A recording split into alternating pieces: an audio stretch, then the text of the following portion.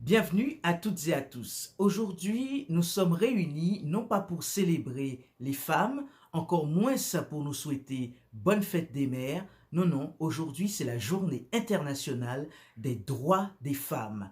Toute l'importance dans cette phrase, c'est bien sûr le mot droit. Nous célébrons la journée internationale des droits des femmes. Nous allons voir ensemble, 60 ans après les indépendances en Afrique, comment les droits des femmes ont évolué sur le continent africain. Ensemble, discutons, échangeons.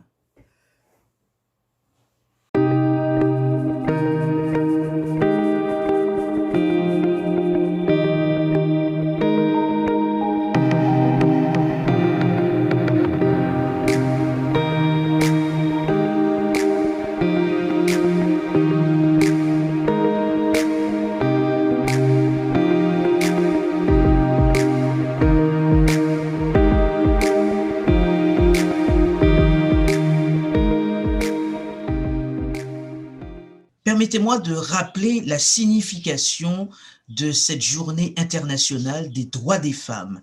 Officialisée en 1977 par l'Organisation des Nations Unies, cette journée couvre plusieurs événements à travers le monde avec comme objectif principal de célébrer les avancées des droits des femmes. Quelles ont été les différentes étapes de l'instauration du 8 mars à travers le monde? Quel est le thème retenu cette année? Et quelles sont spécifiquement les avancées des droits et des libertés des femmes sur le continent africain 60 ans après les indépendances? C'est ce que nous allons voir avec nos invités. Que célèbre-t-on effectivement le 8 mars de chaque année? Le 8 mars est une journée d'action et de sensibilisation et de mobilisation dédiée à la lutte pour les droits des femmes, l'égalité et la justice. Plusieurs événements et initiatives ont lieu à travers le monde à cette occasion pour réfléchir, échanger, se mobiliser pour l'égalité entre les femmes. Plusieurs événements et initiatives ont lieu à travers le monde à cette occasion, notamment pour réfléchir, échanger, se mobiliser pour l'égalité entre les femmes et les hommes, faire le point sur ce qui a été fait et sur ce qui reste à faire sur la question de la place des femmes dans la société. C'est aussi l'occasion de mettre en avant les initiatives qui placent les femmes au cœur de la création ainsi que leur participation à la vie sociale, politique et économique. Quelle est l'origine de la journée du 8 mars? Les Nations Unies ont officialisé la journée du 8 mars en 1977. Toutefois, cette journée puise ses origines dans l'histoire des luttes ouvrières et des manifestations de femmes au tournant du XXe siècle en Amérique du Nord et en Europe. À partir de 1909, les États-Unis, sous l'impulsion des femmes socialistes américaines, décident d'organiser chaque année, le dernier dimanche de février, une journée nationale des femmes, ce qu'on appelle le National Women's Day, pour célébrer l'égalité des droits civiques. C'est lors de la deuxième conférence internationale des femmes socialistes en 1910 à Copenhague que Clara Zetkin, journaliste et militante allemande, appelle les femmes socialistes de tous les pays à organiser chaque année une journée internationale des femmes. Elle est célébrée le 19 mars en 1911 en Autriche, en Allemagne, au Danemark et en Suisse. En Russie, une journée internationale des luttes ouvrières est célébrée le 3 mars 1913, puis le 8 mars 1914. Lors du 8 mars 2017, des femmes manifestent dans des rues de Petrograd, à Saint-Pétersbourg, pour exiger le pain et la paix. Cette manifestation marque le début de la révolution russe et la date du 8 mars sera officiellement célébrée en Union soviétique à partir de 1921. Après la Seconde Guerre mondiale, le 8 mars est célébré dans de nombreux pays. C'est en 1977 que les États-Unis officialisent la Journée internationale des femmes, incitant ainsi tous les pays du monde à fêter, à célébrer les droits des femmes. La pandémie Covid-19 a bouleversé évidemment nos vies, a bouleversé la vie de tout un chacun, y compris les femmes qui sont en première ligne. Les femmes, quel est le thème donc cette année? Les femmes sont en première ligne de la crise Covid-19 en tant que travailleuses de la santé, soignantes, innovatrices, organisatrices communautaires et parmi les leaders nationaux les plus exemplaires et les plus actives et les plus efficaces dans la lutte contre la pandémie. La crise a mis en évidence à la fois le caractère central de leur contribution et la charge disproportionnée que les femmes portent. C'est pourquoi la Journée internationale des droits des femmes en cette année 2021 a pour thème le leadership féminin pour un futur égalitaire dans le monde de la COVID-19. Ce thème veut célébrer les incroyables efforts déployés par les femmes et les filles du monde entier pour façonner un avenir et une relance plus égalitaire après la pandémie COVID-19. Cette journée et ce thème s'alignent également sur le thème prioritaire de la 65e session de la Commission de la condition de la femme, participation pleine et effective des femmes à la prise de décision dans la sphère publique, élimination de la violence, réalisation de l'égalité des sexes et autonomisation de toutes les femmes et de toutes les filles. Le thème s'aligne aussi sur la campagne phare Génération Égalité qui exige que soit accordé aux femmes le droit de participer au processus décisionnel dans tous les domaines de la vie, qui réclame l'égalité salariale et le partage équitable des tâches familiales et domestiques non rémunérées et qui appelle à l'élimination de toutes les formes de violence infligées aux femmes et aux filles et à établir des services de santé adaptés à leurs besoins. Ça, c'est pour la thématique générale. Mais nous avons aussi, bien que ces thématiques sont aussi très importantes à traiter sur le continent africain, mais nous avons décidé avec Africa Mundo justement de rappeler l'évolution des droits des femmes sur le continent africain 60 ans après les indépendances. Merci à nos invités d'être avec nous. Nous allons tout de suite débuter cet entretien avec chacune d'entre elles. C'est parti pour une heure d'entretien et d'échange. Maintenant que nous avons rappelé à quoi sert le 8 mars, Journée internationale des droits des femmes.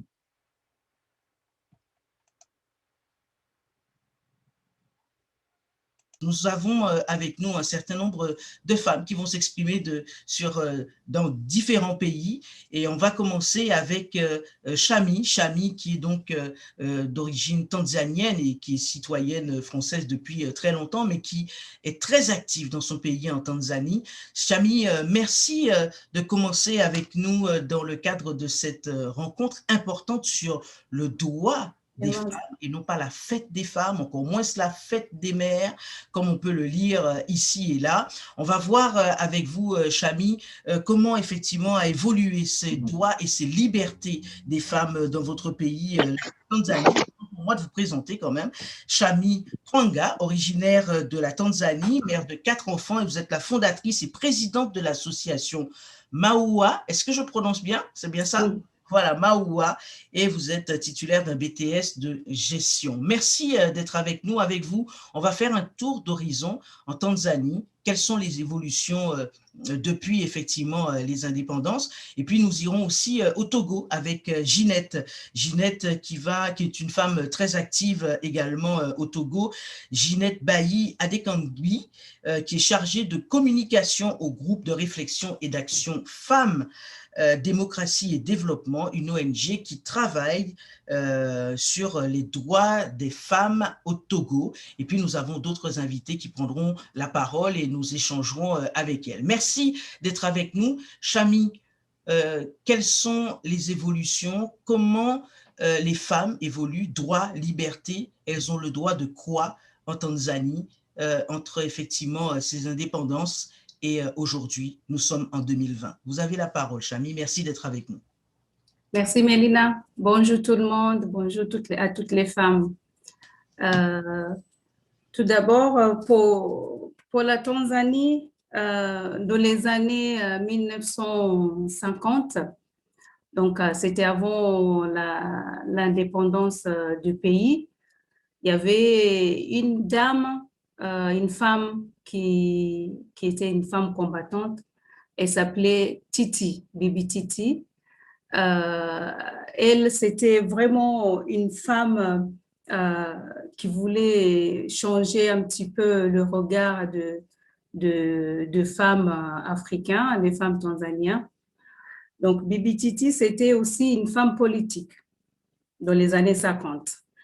Donc, elle a groupé un petit peu toutes les femmes qu'elle connaissait dans les rues, dans les quartiers, dans les villages qui étaient à côté de chez elle.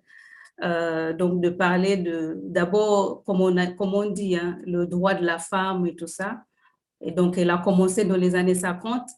Et 1966, elle a fait un mouvement, ils ont fait une marche, toutes les femmes à Dar es Salaam, ils ont fait la marche jusque pour réclamer le droit comme femmes parce que dans le gouvernement, il y avait beaucoup des gens qui travaillent, c'était que des hommes. Donc, pour elle, elle a vu ça, il fallait qu'ils fassent quelque chose. Donc, ils ont fait la marche jusqu'à arriver aux maisons présidentielles, là où à l'époque, le président, c'était Julius Kambarage Nyerere.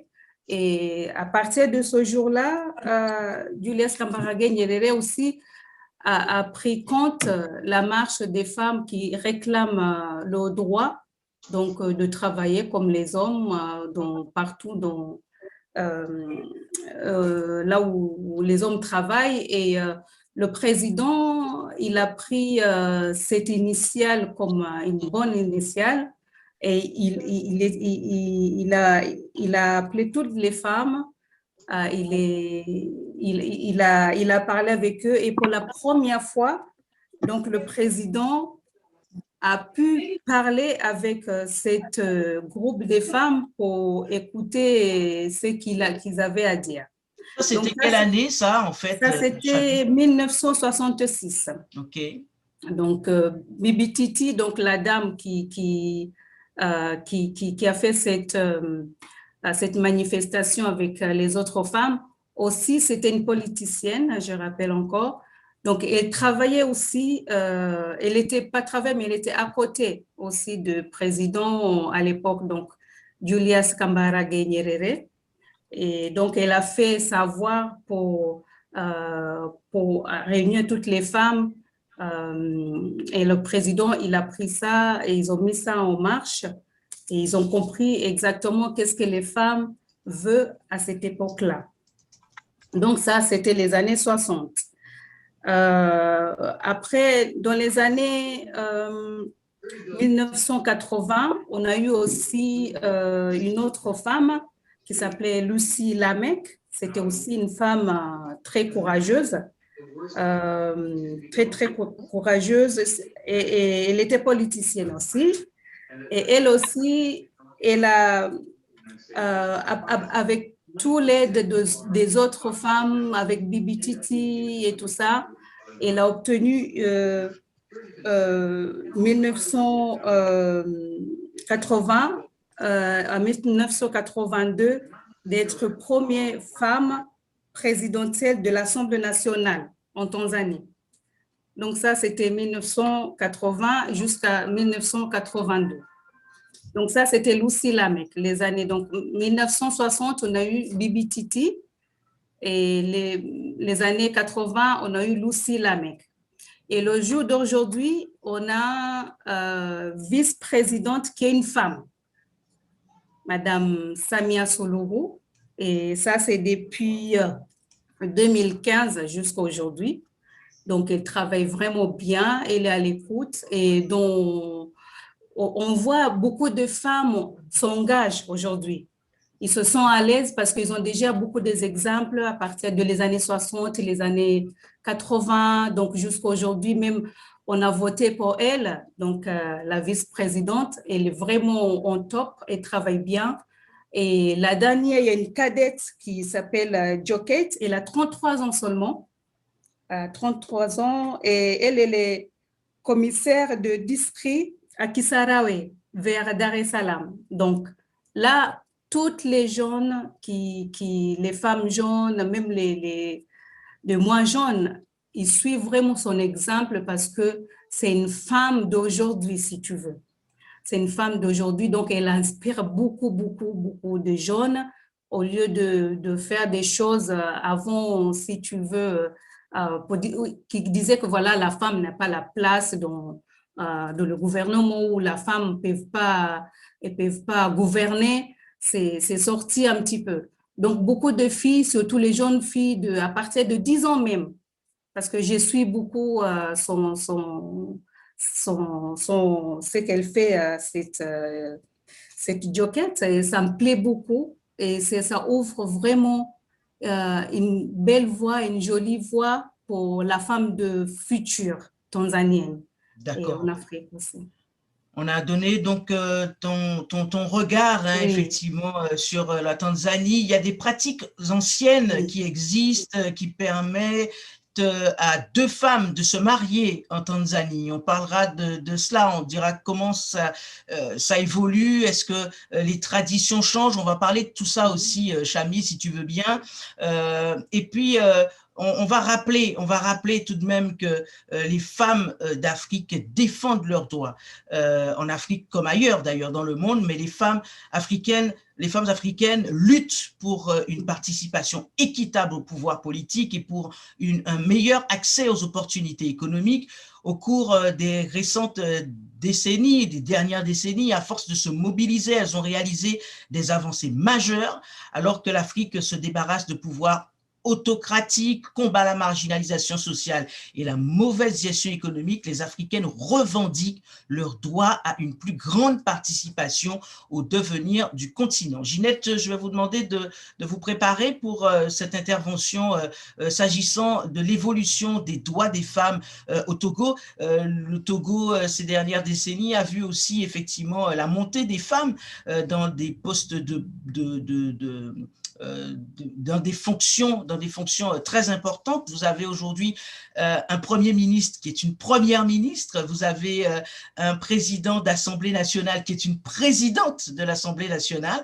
Ça évolue beaucoup, ou est-ce à dire effectivement que c'est une façade ou c'est une vraie réalité? Vous qui êtes une femme de terrain, quelle est la situation que vous pouvez nous décrire sur la situation et l'évolution des droits des femmes au Togo?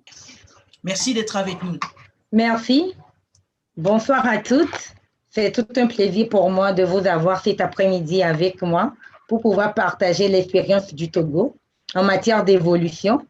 Comme vous venez de le dire tout à l'heure, nous avons depuis, je crois, le 23 janvier, une femme présidente de l'Assemblée nationale. Mais bien avant, il est à noter que le pays a connu une nette évolution, mais le champ de lutte reste large, d'autant plus que les objectifs 50-50 visés sont très loin d'être atteints. Partant de la période pré-indépendance, les femmes ont été les piliers du développement, surtout quand le pays traversait les périodes de conflits politiques. Mais malgré tous ces apports, le rôle reconnu à la femme se limitait toujours aux contributions économiques dans les ménages sans une implication dans les sphères de décision. Chronologiquement, si nous prenons en 1963, 3 années après les indépendances, nous n'avons eu que zéro femme, je le répète, sur les 50 députés à l'Assemblée nationale. Plus de 30 ans après, c'est-à-dire en 1994, nous avons eu une seule femme sur les 81. En 1998, nous avons eu 5 femmes sur les 79. Et aujourd'hui, après les élections législatives, nous avons 17 sur les 91, soit le fruit de 23 ans, je dis bien 23 ans de lutte et de plaidoyer acharné. Nous pouvons dire qu'actuellement au Togo, les femmes se voient accorder 84% des droits reconnus aux hommes. Ça, c'est selon le rapport de la Banque mondiale en 2020, les femmes, l'entreprise et le droit, qui nous le dit.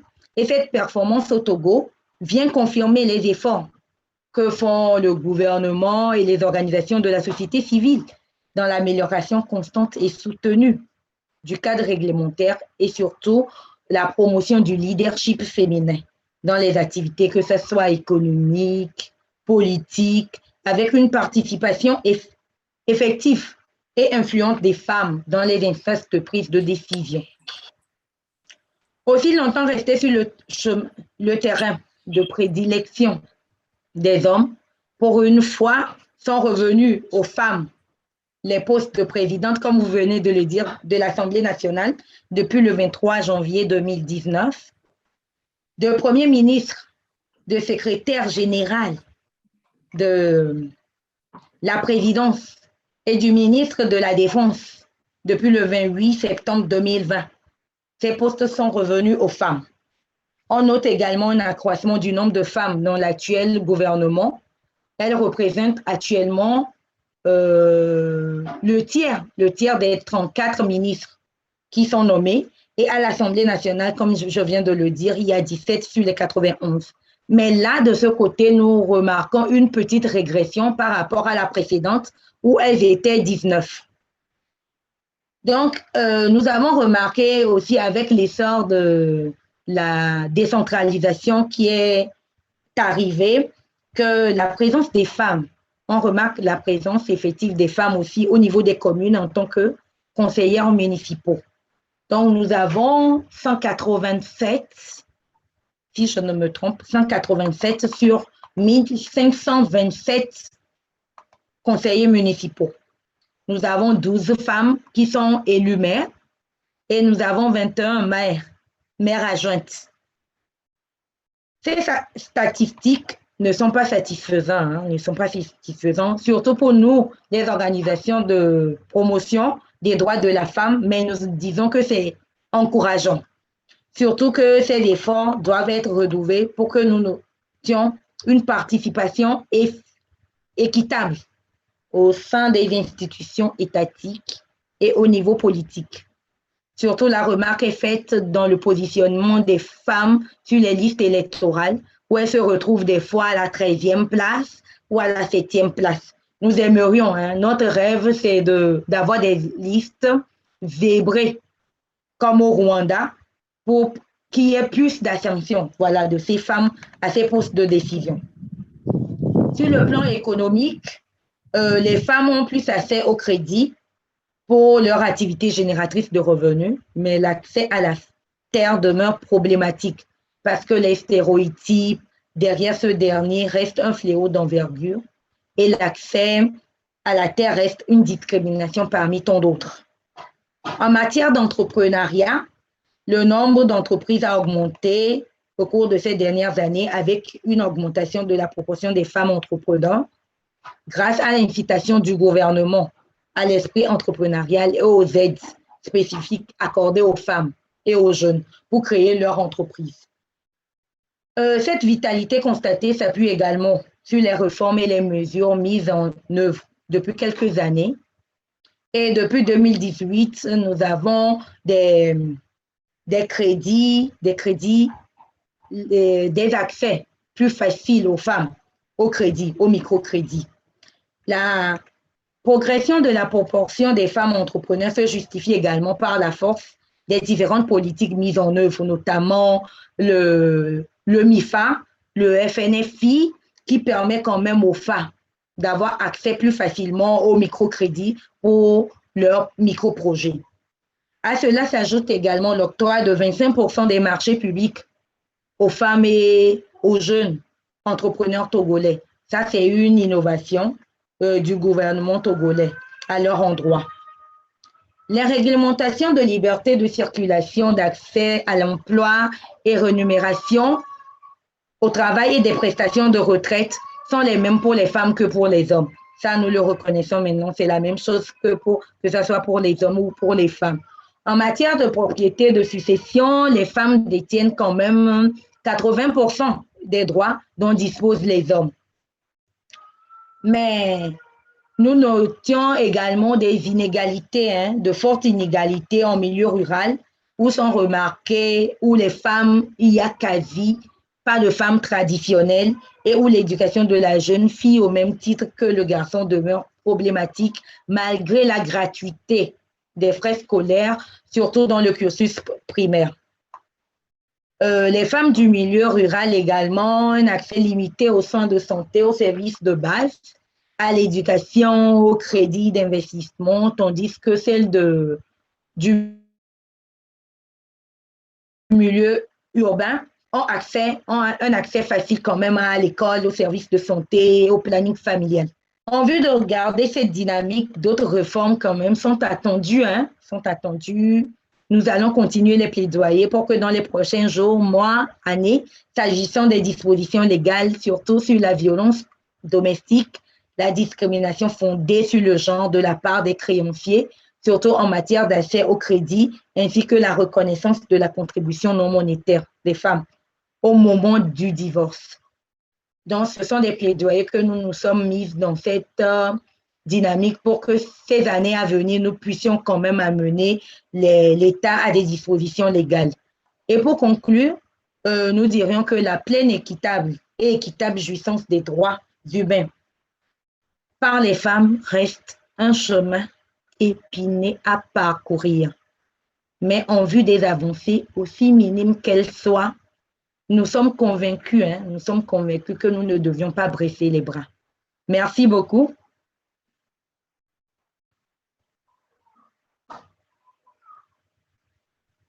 Merci beaucoup, Madame Ginette Bailly Adekambi pour votre exposé, la situation effectivement que vous exposez, à la fois effectivement avec les chiffres officiels, et on perçoit aussi votre ressenti où vous dites à la fin d'ailleurs de votre propos que le chemin est épineux et qu'il y a encore beaucoup de travail à faire. C'est vrai que l'indépendance politique de l'Afrique, notamment effectivement toute cette Afrique de l'Ouest, s'est accompagnée d'appels en faveur de l'élimination de la pauvreté, de l'alphabétisme, de l'analphabétisme et de diverses maladies. 50 ans, 60 ans après donc la fin du colonialisme pour les femmes africaines, la marche vers la liberté a permis de lents et laborieux progrès. Sur le plan continental, l'Union africaine a adopté un protocole qui réaffirme les droits de la femme au sein de la Charte africaine des droits de l'homme et des peuples. Ce protocole décrit les droits de la femme à l'égalité et à la non-discrimination dans plusieurs domaines. Ratifié par un nombre croissant de pays africains, il peut être invoqué dans les procédures judiciaires et est de plus en plus intégré dans les dispositions du droit de la famille. L'Union africaine a par ailleurs publié une déclaration sur l'égalité des sexes en Afrique. Au niveau national, dans chaque pays, évidemment, chaque pays est souverain, de nombreux pays africains s'orientent vers une meilleure protection des femmes, notamment dans le domaine des droits et de l'égalité. Ces 20 dernières années, donc ces 2 dernières décennies, ont vu l'émergence de législation contre la violence à l'égard des femmes, notamment la violence sexuelle. En Afrique du Sud, en Tanzanie, on en a parlé un petit peu avec Chami, et en Ouganda, 30% des sièges au Parlement sont désormais réservés aux femmes, ainsi que le prévoyait l'objectif initial. Au Rwanda, la représentation féminine atteint 50%, l'une des plus élevées au monde. Dans les pays comme le Nigeria, des femmes ont occupé des postes ministériels importants, comme la défense et les finances, en élisant Ellen Johnson aussi au Libéria en tant que femme. C'est la première femme, effectivement, d'un pays africain qui est devenue chef d'État. Et puis, depuis, effectivement, on voit des femmes s'imposer. Mais la lutte est encore longue. Et j'ai une question pour vous, en fait, par rapport à tout cela.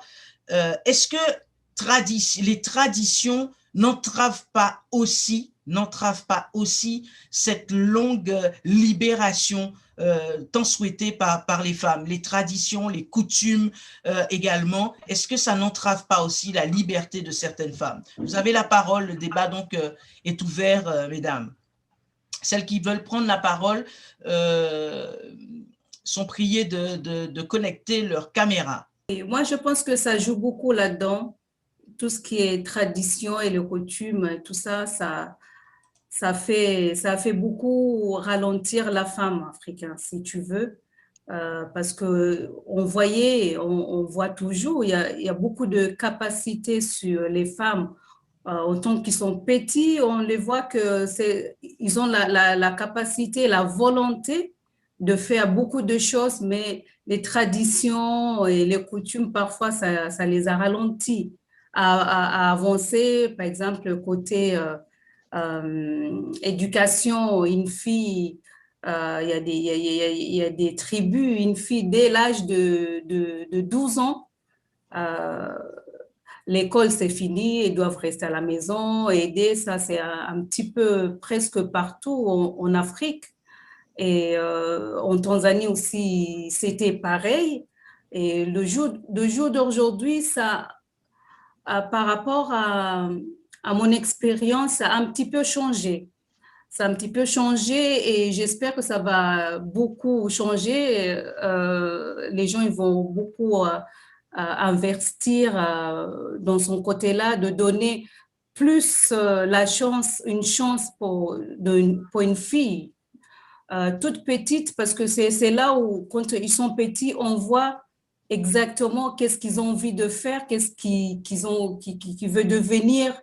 C'est pas seulement en parlant, mais il y en a beaucoup qui montrent des bons exemples, les jeunes filles.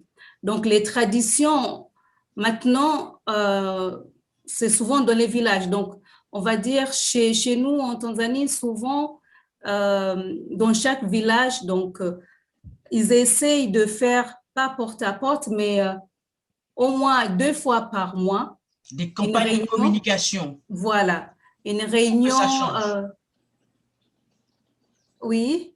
Pour que ça change, des campagnes de communication pour que ça change. Voilà, pour que ça change. Ils essayent de ramener pas des choses modernes ou nouveaux, mais c'est des choses, la tradition est là, la coutume est là, mais aussi il faut avancer avec. Il faut porter ta coutume, la traditionnelle qu'on a, mais sans casser J'aimerais bien prendre la parole après. Voilà.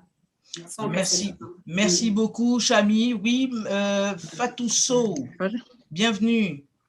Oui, bonjour. Bonjour. Bon, je suis sociologue sénégalaise et je parle beaucoup, hein. Mais je voudrais d'abord dire qu'il faut qu'on change notre langage. Quand on parle d'Afrique, on parle toujours de tradition, des us, des coutumes. Quand on parle de l'Amérique, quand on parle du Brésil, quand on parle de la France ou même de la Guadeloupe, on ne parle plus en termes de tradition, de culture. Nous sommes aujourd'hui en 2021. Je sais bien que nous sommes nous venons de sortir du mois de l'histoire noire. Je sais bien que cette année, ça a été sur les valeurs ancestrales, mais vous ne pouvez pas imaginer, comme le terme ancestral me choque, parce que les valeurs ancestrales signifient que nous sommes dans des boîtes, ces boîtes sont fermées à jamais et qu'on ne peut jamais en sortir. Toutes les fois que nous avons gagné des droits, gagné plus de liberté, on a jeté la tradition et on arrive vers quelque chose. Alors, on ne sait pas si on peut l'appeler modernité parce que ça fait trop toubab. On ne sait pas comment on peut l'appeler, si on peut l'appeler transformation. Donc, je pense qu'il faut être très raisonnable pour dire que nous sommes aujourd'hui les femmes qui vivons au XXIe siècle. Je suis née dans le XXe siècle, hein, et je vais terminer dans ce XXIe siècle. Je ne veux plus qu'on m'enferme dans les traditions, les us et coutumes. Parce que les valeurs, elles changent. Les cultures, elles changent. Quand on parle de tradition, on ne parle que de nous en Afrique, mais les autres, bon, si on a tradition, c'est du folklore. On n'est pas dans un folklore. Donc ça, c'est une première chose que je voudrais dire. Mais les cultures changent, parce que tout le monde change. Et il est évident que la position qu'avait ma mère ou ma grand-mère n'est pas la mienne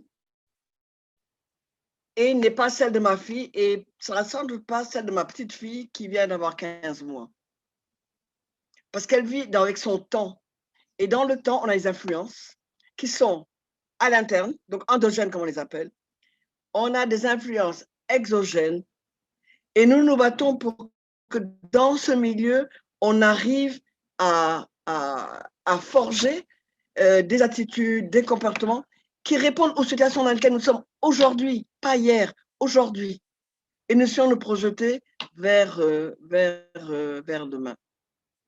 Alors, c'est vrai que la polygamie, elle existe. Et c'est une tradition. La polygamie, chez moi, en Afrique de l'Ouest, où on a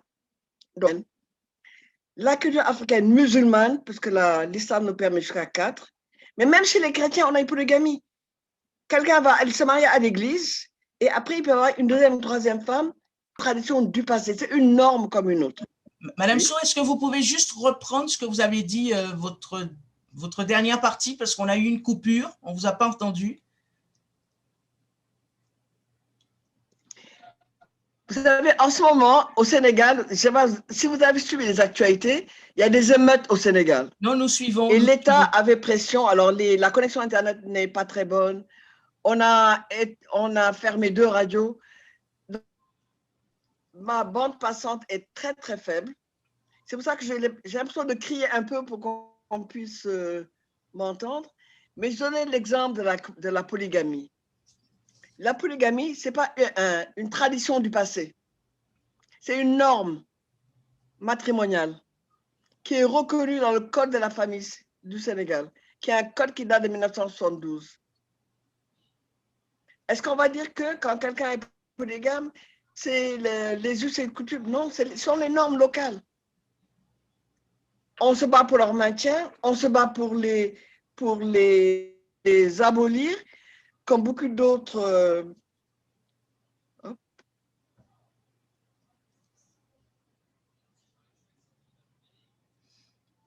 C'est vraiment très intéressant ce que dit Madame Sow. Bon, c'est vrai que la bande passante n'est pas très, très au top. On vous rassure, hein, Madame Sow. Ouais, je suis désolée, ma connexion est mauvaise. Non, mais c'est pas. En tout cas, on a pris l'essentiel de votre message. On a bien compris. On est de tout cœur avec vous. On suit très bien l'actualité. On sait ce qui se passe. Et nous sommes de tout cœur avec non, mais ma connexion au Sénégal est très mauvaise depuis quelques jours. Alors, on ne sait pas si c'est le fournisseur d'accès ou c'est le monde politique. Oui, on l'a bien entendu. Sur l'Internet. On l'a bien entendu. Ce qui fait que ça, moi j'ai envie de vous poser une question. Donc merci pour votre intervention. J'espère que vous nous entendez. Vous avez dit effectivement il ne faut pas parler d'us et coutumes. Bon, vous avez pris le cas de la Guadeloupe. Vous me faites un clin d'œil, c'est gentil. J'apprécie. Vous savez parler de l'Europe, de l'Amérique. Je prends pas ça pour moi, mais en tout cas je suis ravi effectivement que vous puissiez faire cette intervention.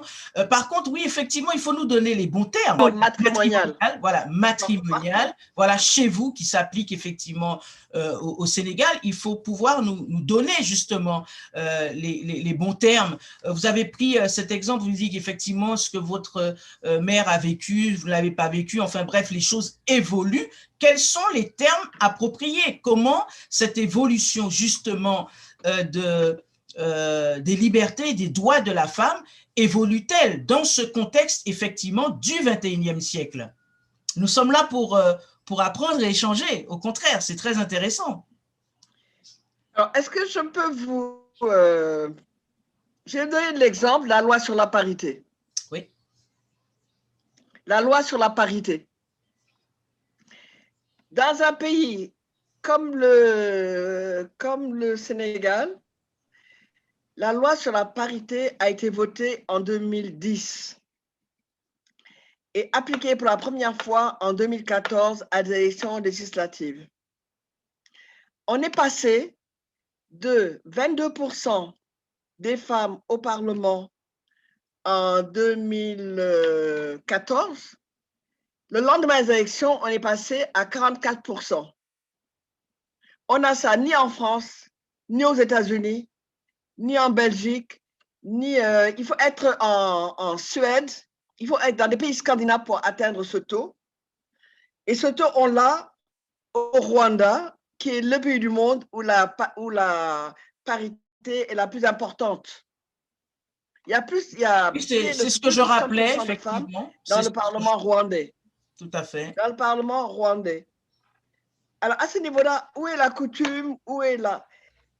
Parce que la question de fond que nous avons, c'est quels sont les rapports de pouvoir qui existent au sein de la société, les rapports de pouvoir entre les hommes et les femmes, les rapports de pouvoir entre les classes, les rapports de pouvoir entre différentes ethnies, parce que ça arrive aussi. Donc, on est dans un contexte tout à fait contemporain où la culture n'est pas une culture de la tradition, mais c'est une culture dans laquelle on a des éléments culturels anciens. C'est ça que je veux dire. Merci beaucoup, Madame So, merci beaucoup. La parole est libre, hein, vous pouvez vous exprimer, poser des questions, allez-y. Bon, est-ce que vous me permettez de parler de ce qui se passe en ce moment au Sénégal? Allez-y, vous êtes là, allez-y, et puisqu'il n'y a pas de questions… Est-ce que je peux continuer?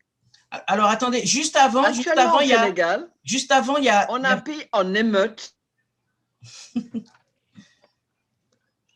Allez-y, allez-y. Allez-y, on vous écoute, Madame So. Est-ce que vous m'entendez? On vous entend, allez-y, allez-y. Voilà. En ce moment, on a un pays en émeute depuis une semaine. Alors, hier samedi, ils sont un peu reposés, mais jeudi et vendredi, le pays a brûlé. On a cassé des supermarchés Auchan, qui sont des supermarchés français. On a brûlé les stations d'essence de Total. Mais en même temps, on est entré à l'université, dans plusieurs universités à l'intérieur du pays. On a brûlé des lycées, on a brûlé des écoles, on a brûlé des centres de recherche universitaires. La police est intervenue. Donc, on est en émeute. Le problème de fond, c'est qu'on a un pouvoir central qui cherche un troisième mandat. Je vais bref, hein. Et pour un troisième mandat, pour avoir ce troisième mandat qui est inconstitutionnel, le président cherche à éliminer toute son opposition. Il a éliminé un premier quand il est arrivé au pouvoir, puis éliminé un deuxième. Maintenant, il y a un troisième qui est un jeune turbulent. Quel est le prétexte que l'on a, ou la cause que l'on a trouvée pour le mettre en prison, parce qu'il est en prison en ce moment, hein. On l'accuse de viol. On l'accuse du viol d'une jeune fille. Une jeune fille est allée porter plainte en disant « Il m'a violée parce qu'elle est masseuse dans un salon de beauté. » Et lui, après, parce qu'on est en couvre-feu en ce moment au Sénégal. À 21h, on est en couvre-feu. Cet opposant, à 22h, se pointe dans ce salon de beauté, fait un massage. Quand il sort, la jeune fille, après, se plaint et dit qu'il l'a violée. Donc, on prend le viol comme motif pour l'arrêter. Alors, on vient de lever son immunité parlementaire. Il a été malmené par la police. Hein. Les juges font obstruction. Donc, on est dans une situation absolument difficile parce que nous, les femmes, nous avons pris au piège entre le viol pour lequel nous sommes beaucoup battus. Vous savez, quand MeToo s'est déclaré officiellement, au Sénégal, on a eu plusieurs mouvements qui disaient « ne me viole pas, ne me touche pas, balance ton mec », avec des expressions où beaucoup de femmes ont adhéré à ces mouvements et on dénonce en bloc tous les mouvements contre tous les procès contre les viols. Les femmes les prennent en bloc. Il y a des marches, il y a des campagnes qui sont menées, etc. Mais là, on se rend bien compte que le pouvoir prend ce prétexte, parce qu'on ne sait pas s'il a violé ou pas, parce que l'enquête n'a pas été menée, le procès n'a pas encore été mené. On prend un prétexte, qui est un prétexte qui est quelque chose pour lequel nous nous battons de manière féroce. Nous avons réussi à renforcer les lois sur les violences à l'encontre des femmes. Et ce prétexte-là, il est manipulé pour arriver à vouloir évincer un opposant politique. Alors, est-ce que c'est la tradition qui fait qu'on est offusqué? On est dans un contexte politique qui est un contexte terrible où finalement le corps des femmes est utilisé à des fins politiques et à des fins odieuses. Et aujourd'hui, on a des féministes et des autres femmes, nous sommes figés parce qu'on ne veut pas prendre parti pour lui, parce que s'il a violé, alors il a vraiment violé, il mérite d'être puni, mais est-ce que ça peut permettre à un pouvoir en place de mettre en taule tous ces opposants? C'est une question qui est posée. Et c'est un débat dans lequel nous sommes totalement englués parce qu'on ne sait pas comment faire la part du vrai et du faux. Merci beaucoup. On sent toute l'émotion derrière vos mots et ce que vous vivez au Sénégal. Cette situation terrible pour les femmes, à la fois effectivement pour le fait qui est reproché, en tout cas, ou présumé reproché justement à ce député, ce jeune député qui est donc leader de l'opposition, et à la fois effectivement cet embouglio politique et ce qui s'est passé ou ce qui se serait passé. Donc, est-ce que... Il n'est même pas leader de l'opposition, hein. Il a 15% des voix. Oui, oui. On n'est pas leader de l'opposition avec 15% des voix. Oui, on oui, en a fait. Mais en fait, le fait aujourd'hui, effectivement, Madame Sow, c'est vraiment effectivement une situation très inconfortable pour les femmes parce que il y a effectivement une femme qui a déposé plainte en disant qu'elle aurait été violée. Et en même temps, effectivement, c'est un bouclier politique. Donc, est-ce à dire que, bon, aujourd'hui, effectivement, c'est le Sénégal et croyez bien que vous avez tout notre soutien pour le peuple sénégalais pour que la paix revienne effectivement chez vous. Et partout d'ailleurs, hein, au Tchad, au Bénin, enfin bref, au Niger, partout où nous sommes en période électorale en ce moment. Et donc, en fait, est-ce à dire que la femme africaine, on ne va pas généraliser bien sûr, mais est souvent est entre le marteau et l'enclume comme ça, où on ne sait pas vraiment. Alors bon, Madame Sow disait qu'il ne faut pas parler de tradition, tout ça, enfin, ce sont des faits chez vous. Moi, je ne parle pas d'ethnie, vous voyez, vous avez fait un clin d'œil à la Guadeloupe et à moi, vous avez parlé d'ethnie vous concernant, moi, je ne parle pas d'ethnie. Je trouve que c'est un vilain mot, d'ailleurs, pour les différents peuples et les différentes populations. Moi, je ne parle pas d'ethnie, je n'aime pas ce mot-là du tout pour les Africains, vous voyez. Donc voilà, est-ce que là, il y a des réactions? Je sais que vous vouliez réagir tout à l'heure, Véronique, vous avez la parole si vous voulez bien intervenir sur ce que Madame Sow a dit. On comprend bien votre émotion, Madame Sow, et merci de la confiance et du partage que vous faites avec nous aujourd'hui à l'occasion de cette journée sur la journée internationale des droits des femmes. Merci beaucoup. Véronique, vous avez la parole. Oui, merci de me donner la parole. Donc, bon, j'apprécie tout à fait puisqu'on fait un tour d'horizon sur ce qui se passe dans les différents pays en Afrique. Nous, étant donné qu'on est basé en France, donc on a un regard un petit peu différent, mais c'est instructif de voir un petit peu ce qui se passe. Ce que je peux dire, nous en France, en quelques mots, puisque vous avez fait beaucoup état sur le plan politique, le droit des femmes a été un combat constant. Et donc, sans cette loi de parité, Madame Sow citait la parité, sans la loi de la parité, on n'aurait pas d'avancée. Donc, c'est un combat de tous les jours et c'est ce qui est fait. Maintenant, nous, ce qu'on pourrait dire, on n'a pas les mêmes problèmes qu'en Afrique, effectivement, mais on peut dire qu'au niveau de l'emploi, à poste égal, on n'a pas le même salaire. Il y a une différence. Donc, il y a un travail à faire à ce niveau-là et c'est un combat également de tous les jours. Maintenant, je suis très impliquée dans des associations et il y a différentes causes. Mais ce qui me permet d'être plus précise au niveau du sujet qui nous concerne. Il faut en Afrique, les associations disent qu'il faut se mobiliser, que ce soit pour la cause des femmes, que ce soit pour la cause des filles, que ce soit pour la cause, il y a un travail acharné à faire. Il faut qu'on reste mobilisé. Il y a un problème égalitaire, mais il faut les deux clés qui sont majeures, c'est l'éducation. Il faut aider les petites filles, il faut aider à l'émancipation. Donc, nous, en tant que, on va dire, de la diaspora ou intéressés sur ces causes, eh bien, on doit rester mobilisés. Donc, je ne suis pas sûre pour dire qu'il ne reste pas à faire. Il reste beaucoup à faire, mais il faut qu'on soit vraiment, vraiment, vraiment mobilisé. Et le combat n'est pas terminé. C'était juste une petite incisive. Peut-être que je reprendrai la parole après. Merci beaucoup, Véronique Jasmin, pour votre intervention. Ginette, vous êtes encore avec nous au Togo. Moi, j'aurais aimé aussi que vous puissiez me donner votre sentiment aussi sur ce qui se passe justement dans des situations pareilles. On ne va pas prendre le cas du Sénégal, là, je ne vais pas vous demander de vous prononcer là-dessus.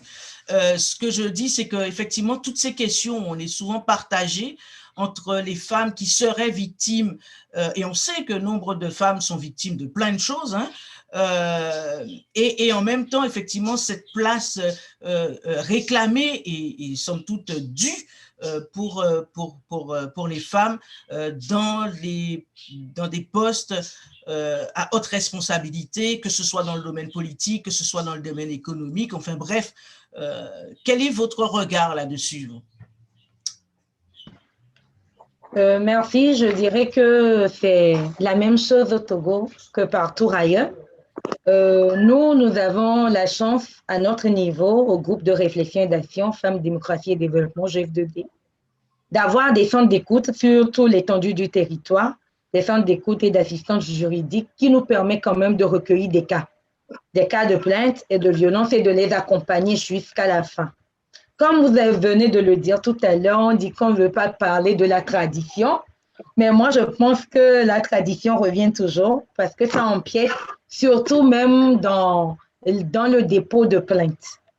Madame So a été gênée par l'affaire de tradition. Alors, elle ne nous a pas dit quel mot il faut dire, hein, ceci dit. Oui. Parce qu'on dit que la femme… Madame So, je sais que vous êtes à l'écoute, on dit ça aussi chez nous, on parle de tradition aussi. Hein. Donc, on dit que la femme africaine, en principe, dans la tradition, ne peut pas porter plainte contre son mari. Que ça soit en matière de violence conjugale, en matière de violence économique, quelles que soient toutes les formes de violence, elle ne doit pas porter plainte. Ce qui nuit gravement à l'épanouissement de la femme. Donc, je reviens là-dessus, mais je me dis, il y a beaucoup de choses à faire, comme je viens de le dire tout à l'heure. Nous avons la chance, mais c'est que nous nous battons, que ce soit sur le plan politique, sur l'aspect économique ou social, de remettre ces femmes dans leurs droits, de leur restituer. S'il s'agit de plaidoyer, de sit-in ou quel que soit le moyen à utiliser quand même, de nous faire entendre des autorités. Je rappelle que l'ONG dans laquelle je travaille est une ONG qui est créée depuis 1992. C'est l'une des pionnières en matière d'ONG pour la promotion des droits humains. Mais comme vient de le dire tout à l'heure Véronique, c'est tout un travail à faire. C'est toute une éducation à changer. C'est tout un leadership à enseigner, que ce soit au niveau du jeune garçon qui est en train de grandir et de la jeune fille à pouvoir avoir l'estime de soi. Nous avons eu à travailler dans les établissements scolaires, surtout à la base, où on nous dit des fois qu'on ne fait pas balayer le garçon.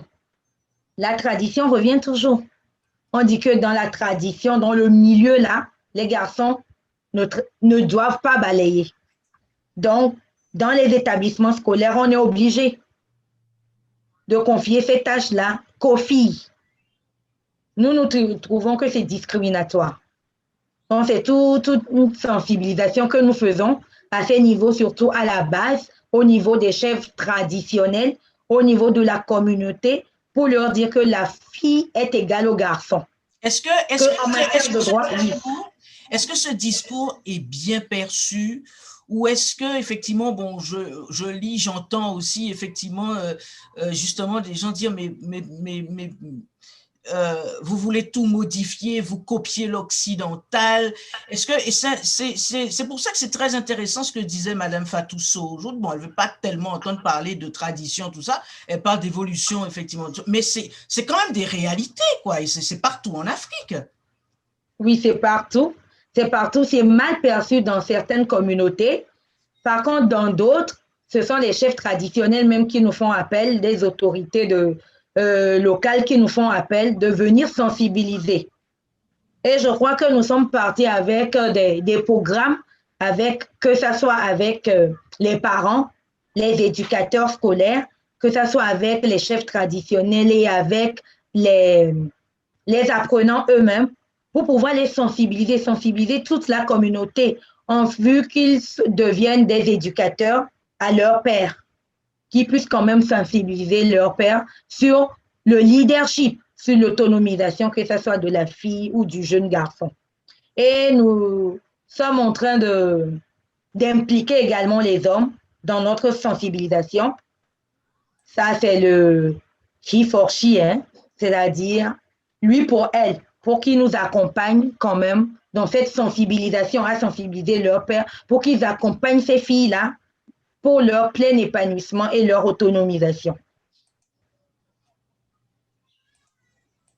D'accord, très bien. Chami, est-ce que ça vous parle, hein, tout ça, hein? Est-ce que ce sont les mêmes problématiques aussi en Tanzanie? Bon, je disais tout à l'heure, effectivement, je suis tombée sur un article où il y a cette pratique très ancienne chez vous en Tanzanie qui permet à deux femmes de se marier pour comment dire, une pratique très ancienne permet à deux femmes de se marier. C'est une tradition qui permet de protéger en fait l'héritage familial. Ça demeure encore? Est-ce que c'est seulement dans les villages, enfin voilà, ou c'est quand même très répandu quoi, un peu partout sur le territoire? Alors ça, c'est pas partout en Tanzanie, c'est dans les villages. Parce que dans les grandes villes, même dans les villages un petit peu évolués, si tu veux, on n'entend pas beaucoup. Et comme disait Ginette, maintenant, partout en Afrique, les gouvernements, par exemple, en Tanzanie, ils ont mis en place des solutions pour les cas comme ça. Les cas qui concernent les femmes, d'abord côté violence conjugale qui concerne la femme, c'est à nous les femmes, parce qu'il y a beaucoup de femmes qui ont peur, parce que c'est des choses qui sont récemment mis en place pour la Tanzanie, je parle, et c'est très avancé, c'est vraiment ça travaille vraiment très, très bien et c'est un petit peu nouveau pour les femmes de là-bas et c'est à nous, les femmes, je veux dire, c'est qu'on a bien compris de l'exprimer, exprimer vers eux directement, de le dire, voilà, n'ayez pas peur. S'il y a quelque chose qui ne va pas, il faut aller voir telle personne parce qu'avant, il peut y avoir un problème et si la femme allait réclamer il y a ceci et cela qui s'est passé, on ne va pas tenir compte. Mais maintenant, c'est vraiment, les choses se passent vraiment très, très bien. Par exemple, pour côté éducation aussi, maintenant, l'éducation, c'est gratuit. Le gouvernement a mis en place, toutes les écoles, c'est gratuit, il n'y a rien à payer. Donc, toutes les filles, il faut qu'ils aillent à l'école et même ils travaillent encore mieux parce qu'on les avance, on leur donne l'avancement de dire, voilà, vous êtes là aussi, il faut faire qu'est-ce que vous avez envie de faire. C'est gratuit, n'ayez pas peur, on les soutient beaucoup. Alors, pour le mariage, entre les deux femmes, vraiment, moi-même, j'ai entendu avant, mais c'est pas partout et je suis sûre et certain que le gouvernement va travailler dedans. Parce que dès qu'il y a quelque chose, ils sentent quelque chose qui ne va pas, la façon qu'ils travaillent maintenant, c'est vraiment, ils ne dorment pas. Si tu veux, ça ne dort pas et tout de suite, ils vont éclairer des choses parce que je ne sais pas si c'est bien ou c'est pas bien et pour quelle cause que les femmes entre eux se marient pour garder le héritage de ne pas... Ça, c'est pas partout en fait. C'est pas partout et j'espère qu'ils vont faire quelque chose pour changer ou pour améliorer la situation si c'est vraiment positif pour les femmes eux-mêmes. Et la tradition encore, c'est quelque chose chez Maman So, Madame So, comme elle a parlé de la tradition. Je vois que même ici en France ou en Amérique ou partout, on a tous nos traditions. Et pour moi, la tradition, c'est quelque chose qu'on doit garder partout. S'il faut améliorer des choses, mais c'est quelque chose qui nous appartient et on a besoin de ça pour avancer ensemble. Ce n'est pas quelque chose qu'on doit laisser tomber. Même ici, il y a des cas graves qui se passent. Les femmes, pas que nous les Africains, même les femmes d'ici se trouvent parfois dans des situations vraiment très compliquées et ils n'arrivent même pas à s'en sortir. Donc, même eux, ils ont leur tradition, mais parfois, ils sont bloqués. Donc, c'est des choses qu'on a besoin de garder et ensemble, de base, c'est quelque chose qui nous pousse, qui nous fait grandir le jour après jour, si tu veux. Merci beaucoup, Chami. On arrive quasiment donc à la fin de cette rencontre, hein. Des discussions très riches et évidemment, on a parlé de l'actualité au Sénégal. Merci pour toutes ces informations, pour toutes ces interventions. Ce qu'on peut dire, c'est qu'effectivement, les choses ont évolué 60 ans après les indépendances, mais ça évolue lentement et ça évolue à son rythme. L'idée, ce n'est pas bien évidemment de copier-coller l'Occident, pas du tout, puisque l'Afrique reste avec effectivement son éducation, son mode de fonctionnement et évolue aussi avec son temps. Et il faut dire aussi, oui, que les coutumes, les traditions aussi persistent. Voilà, et ça, c'est dans tous les pays du monde, mais qu'il y a aussi des droits. Et effectivement, les femmes luttent aussi pour qu'elles puissent exister en tant que telles, avec évidemment ce 21e siècle, hein, dont l'Afrique n'est pas épargnée, évidemment. Donc, les luttes sont encore grandes, les combats sont encore grands pour les femmes et les associations ont un rôle très, très important à jouer, évidemment, et on ne peut qu'encourager leur travail, évidemment. Alors, on va faire un petit tour de table, j'ai envie de dire, voilà, virtuel, pour que nous puissions conclure ensemble cette rencontre à laquelle vous avez bien voulu participer aujourd'hui. On va commencer par vous, Madame Ginette Otogo. Le message que vous souhaitez adresser non seulement aux femmes, mais aussi effectivement à tous ces dirigeants qui sont là aussi et qui, ma foi, doivent faire encore plus avec, évidemment, avec les femmes. Merci. Je dirais que, comme je viens de le dire tout à l'heure, le chemin est très épineux, mais que nous devions continuer cette lutte-là. Comme l'a dit tout à l'heure Jasmine, il faudrait que nous avancions surtout au Togo, que nous avancions, mais que nous ne perdions pas notre identité, que nous ne perdions pas nos traditions. Nous allons les améliorer, certes, mais il faudrait que nous continuions et que nous allions quand même à la recherche de nos droits, que nous les obtenions et que nous jouissions pleinement de ces droits-là. Merci beaucoup. Merci beaucoup, Ginette, pour votre intervention. Merci d'avoir pris le temps d'échanger avec nous. Muriel, un petit mot de la fin pour vous.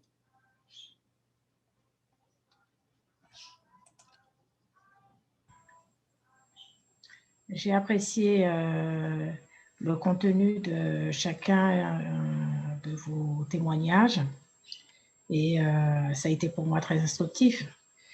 Et en particulier celui de la Tanzanie, parce qu'en effet, je pense qu'il faut promouvoir l'éducation et la qualité des droits pour l'éducation et l'insertion pour les jeunes, et notamment celui des petites filles et des enfants en général, puisque c'est quand même la journée internationale des droits des femmes et qu'il faut respecter ça. Et je crois que nous progressons en tout cas vers un cheminement et qu'il faut garder néanmoins nos traditions et nos racines pour savoir d'où on vient. Et je crois que ça ne sera que justice, tout simplement.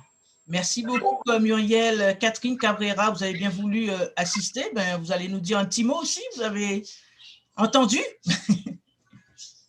Alors, est-ce que vous pouvez connecter votre micro? Voilà, ça y est, c'est fait. Voilà. Bonjour à tous. Enfin, moi, je suis afro-descendante de Guadeloupéenne et j'habite la Polynésie. Je reste dans les îles, hein, bien sûr. En tout cas, j'ai beaucoup apprécié, effectivement, parce que j'ai appris des choses nouvelles. Bon, sur le Sénégal, bon, je sais, parce que je suis la Tanzanie. J'ai quelques idées, effectivement, parce que j'ai vu qu'il y avait beaucoup d'évolutions très positives. Par contre, j'ai été agréablement surprise d'apprendre qu'au Rwanda, ben, on a 50% de femmes qui sont au Parlement. C'est extraordinaire, surtout quand on sait d'où vient le Rwanda et les difficultés enfin, qu'ils ont passées là-bas. Par contre, moi, ce que je peux dire, c'est que les femmes, ce n'est pas seulement les femmes politiques. Il y a plein de femmes qui font plein de choses, ne serait-ce que vous, mesdames, par exemple. Donc, c'est vrai qu'on pourrait aussi parler aussi de toutes ces femmes qui sont dans l'ombre et qui font avancer les choses. Et donc, ça aussi, je rallume parce que j'ai… Voilà. Et donc, ça aussi, on peut mettre les femmes qui font tout ce travail.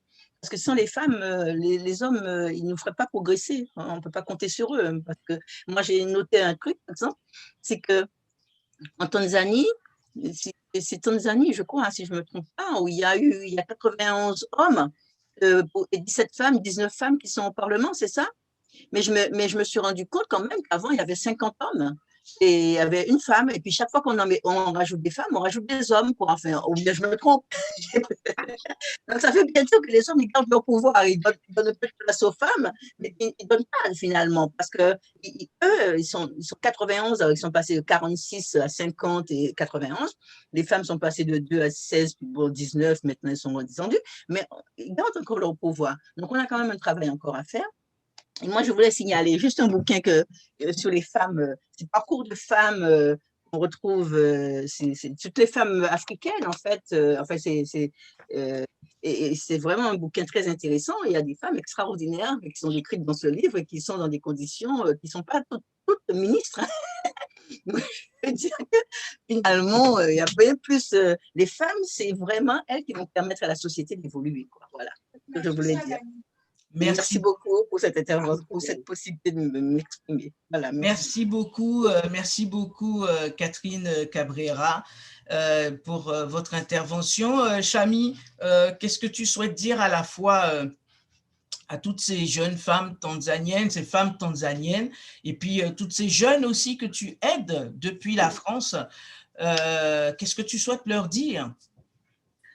Moi, je dis la femme est capable de tout. De tout. Je me souviens, quand on était petit, on commençait à faire à manger. Je suis petite, j'ai des grands frères, mais ils attendent que moi, je fasse à manger. Ça veut dire que la femme est capable de tout. Et l'avenir aussi, c'est nous. Donc, il faut agir. Il ne faut pas baisser les bras. Malgré tout ce qui va arriver, on ne baissera jamais les bras. C'est tout. Merci beaucoup, Chami, pour ton intervention. Merci d'avoir accepté de partager ce moment avec nous. Est-ce que Madame Fatou Sow est là, puisqu'elle a fait une intervention? Ce serait bien qu'on puisse la voir avec nous en ligne. Est-ce qu'elle est encore là?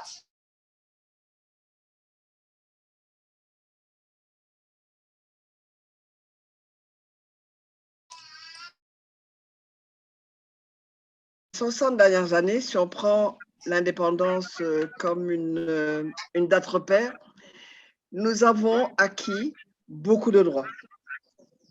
Beaucoup de droits. Aujourd'hui, il faut se battre pour, préserver ces droits. Parce que le problème qu'on a, nous avons des droits qui sont votés par des parlements, mais qui ne sont pas forcément appliqués ou qui sont mal appliqués, mais au moins ces lois existent et on peut avoir recours à ces lois. Donc, la première bataille, c'est de préserver ce que l'on a. Et puis, la deuxième bataille, c'est qu'il faut aller de l'avant.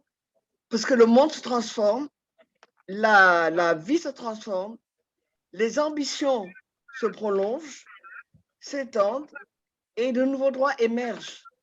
Et il faut se battre pour ça. Et je pense qu'on ne peut pas le faire si... Alors, on a toujours cette formule que les Africaines utilisent beaucoup. Oui, mais les hommes et les femmes, nous sommes complémentaires. Et on est enfermé dans cette complémentarité. Moi, je dis toujours, au fond, nous sommes des différents, l'homme et la femme. Ce sont des personnes différentes. Et au fond, vivre ensemble, c'est essayer de réconcilier ces différences. Mais si on est dans la complémentarité, l'homme est la bouteille et moi, je suis le bouchon.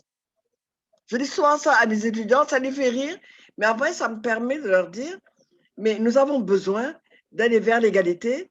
L'équité n'est qu'une étape, mais l'égalité, c'est très important, mais surtout avoir la maîtrise de notre destin pour contribuer à la maîtrise de notre destin national.